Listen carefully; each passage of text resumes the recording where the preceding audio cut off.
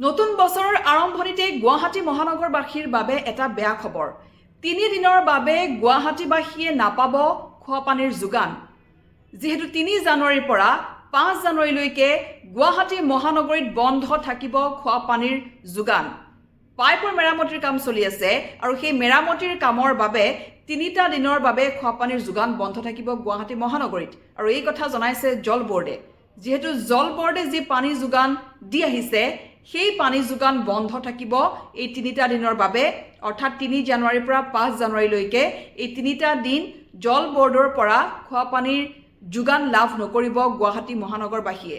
আৰু তাৰ লগতে যেহেতু বৃহস্পতিবাৰে পুৱাৰ ভাগত মহানগৰীৰ খাৰঘুলিত পুনৰ জলবিস্ফোৰণৰ ঘটনা সংঘটিত হৈছে, তাৰ পিছতেই তাৎক্ষণিকভাৱে জল বৰ্ডে এই সিদ্ধান্ত গ্ৰহণ কৰিছে।